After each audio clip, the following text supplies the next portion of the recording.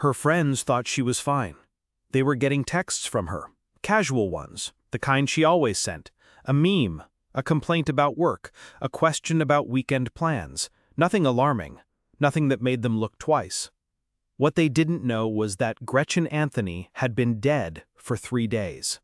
Someone else was sending those messages, and that person had killed her.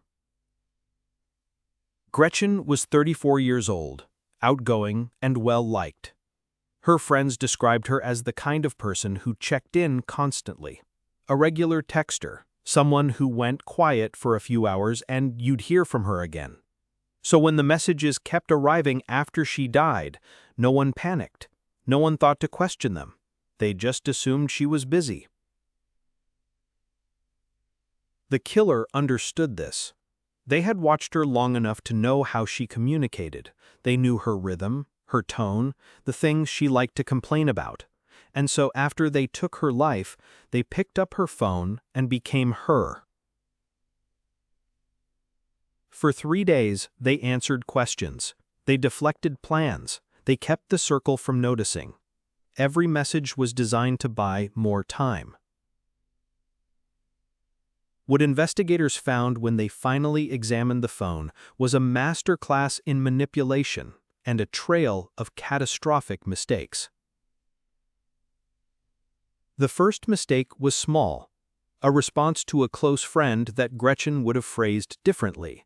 Not wrong enough to raise immediate alarm, but enough that the friend paused, thought about it, saved the screenshot. The second mistake was bigger. The killer, replying to a message they didn't fully understand the context of, said something that referenced a conversation that hadn't happened in months, a detail only someone impersonating her, someone who didn't actually know her, would get wrong. The third mistake was fatal. When investigators subpoenaed the phone records, they found a pattern. The texts were being sent, but the calls were being ignored. Gretchen had never ignored a call from her sister in her life. Her sister had called 4 times in 3 days.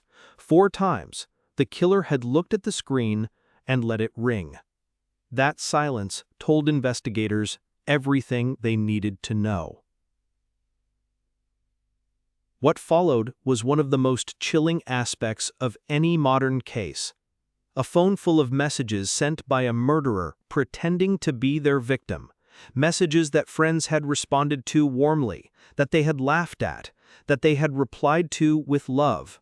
Conversations happening across a body that was no longer there. When the friends found out, many of them couldn't look at those messages the same way again. Some deleted them immediately. Others kept them as evidence of something they still couldn't fully understand. That someone could take a life, and then in the hours after, pick up the phone and pretend. That grief can be delayed by a text message. That you can believe someone is alive because you saw their name on a screen. We live in a world now where a person can be gone and still appear to be present, where the digital version of someone can outlast them by days before anyone realizes the truth. Gretchen's friends thought she was fine. They were talking to her killer, and they had no idea